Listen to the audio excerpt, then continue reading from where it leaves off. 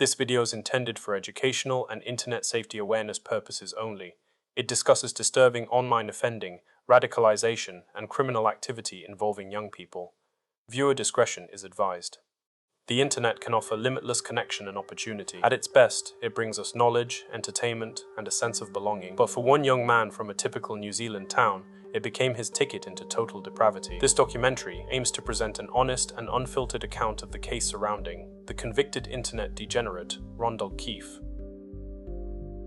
Rondog Elliot Keefe was reported as a 22-year-old man born and raised in Hastings, a city in New Zealand's Hawke's Bay region. Although Keefe was described as coming from what appeared to be a good home, the picture presented to the court was not entirely stable. He had a troubled school history involving bullying and expulsion, while his family also had gang connections, though the evidence suggested those family links did not play a major role in his upbringing. As Keefe withdrew from the real world and moved further into online spaces, the internet became the real theater of his life. Much of Keefe's time appeared to have been taken up playing video games, and he didn't even own a mobile phone until he was 18. But once he entered the digital world, he found status and attention in spaces where the moral compass had been completely inverted. By age 19, a personal diary excerpt showed that Keefe considered himself radicalized. He described himself as a soldier of Christ, his country, people, and religion. The phrase is still visible today on his otherwise neglected Facebook page. To understand how a man from Hawke's Bay became the subject of an urgent international law enforcement warning,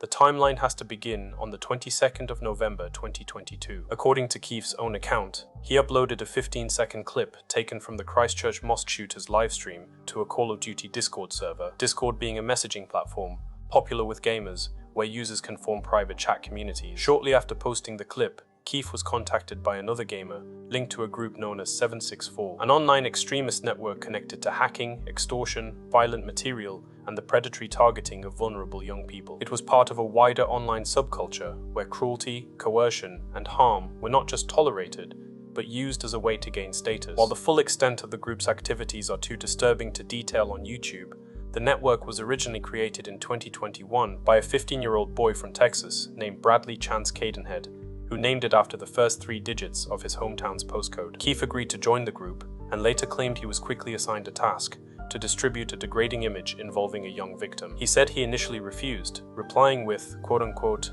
"F no, I'm not doing that," and only complied after being threatened with doxing if he didn't. Doxing being the act of exposing someone's sensitive personal information through the internet. But over the following 2 years that would proceed, Keefe continued engaging with these spaces. When accounts were banned or suspended, he created new ones, eventually using more than 20 accounts and usernames. And by 2024, his offending was about to escalate far beyond the online groups where it had begun. On the 20th of August 2024, police raided Keefe's home. Electronic devices were seized, and investigators discovered evidence of horrific, illegal abuse material. Following the discovery, he was due to appear in court on charges linked to the material, but according to the police summary, the raid did not deter him. The more immediate call to action for the authorities came the following month, when a young American woman who had been communicating with Keefe reached out and contacted the FBI. She had told them that Keefe had spoken repeatedly and in detail about carrying out a mass attack. The date selected was the day he was supposed to appear back in court for the material discovered in the earlier August raid. Keefe had discussed attacking either a mall or a mosque, with Muslim men identified as a particular target. Police said he intended the attack to be a suicide mission. On the 28th of September 2024, the FBI tipped off New Zealand police about Keefe's plans, and later that same day, officers again raided the home. Police located 2 bladed weapons, 1 machete and 1 bayonet. They also found a diary containing what was described as Keefe's manifesto. Investigators also found a Sony PlayStation 5, which was logged into a YouTube channel containing anti-Islamic narratives, along with a Quran, inside of his wardrobe. Following this second search, police moved quickly to arrest Keefe, ensuring he could not carry out the plot. This time, he was remanded in custody. Following his arrest, Keefe's case moved through the courts, where the full scale of his online offending became clearer. On the 17th of December 2025, he appeared for sentencing in the Napier District Court before Judge Richard Earwaker. Keefe pleaded guilty to 13 charges, including distributing illegal abuse material, possessing objectionable publications, exposing a young person to indecent material, threatening to kill, and failing to comply with a computer search. Represented by defense counsel Matt Dixon, Keefe's main explanation for his offending was the doxing threat, specifically naming a group member known as Neo. Keefe said he had posted material on Neo's behalf reluctantly, fearing that his personal information, including his driver license details, would be posted online. He also described the online activity as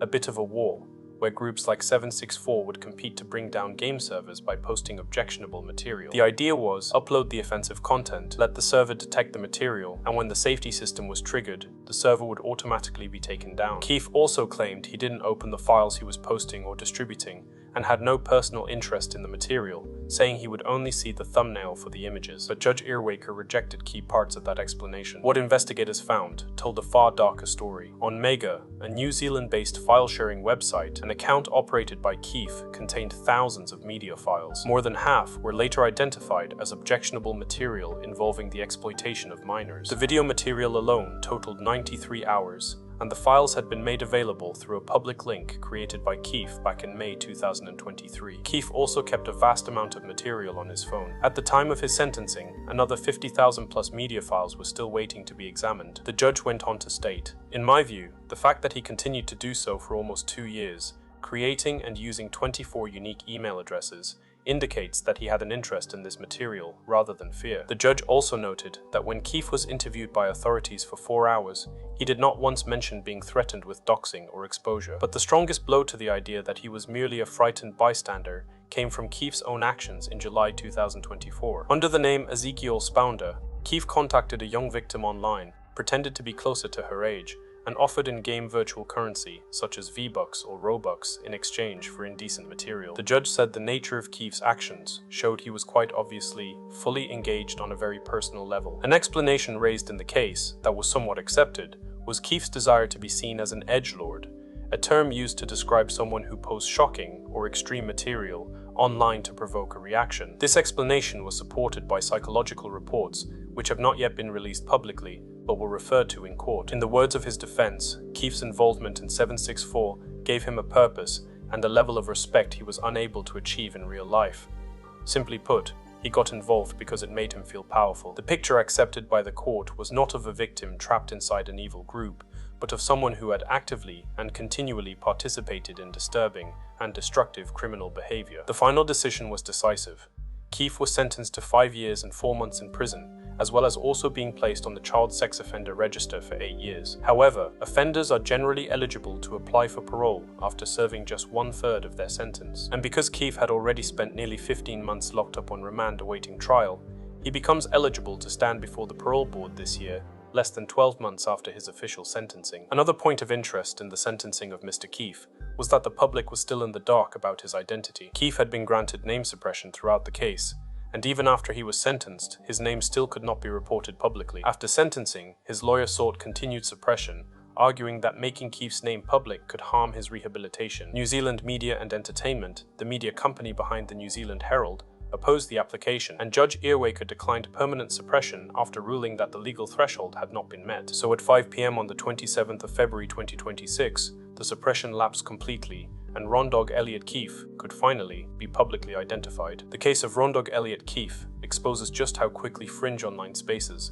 can become a pathway from isolation to status seeking to real-world harm. The New Zealand Security Intelligence Service, commonly known as the SIS, had already warned that one of New Zealand's most plausible extremist threats came from lone actors who had been radicalized through the internet. Keefe's case fitted that profile to a disturbing T.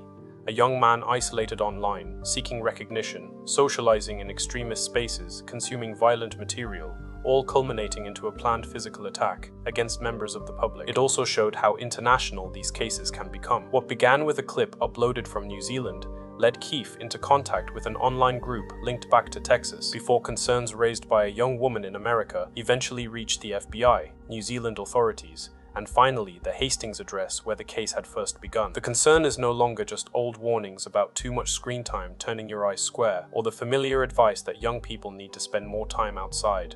It's about what can happen when isolation, grievance, and online status seeking are allowed to grow unchecked. For parents, platforms, and communities, the warning was uncomfortable but clear. These cult-like fringe spaces are not always hidden in some obscure corner of the internet.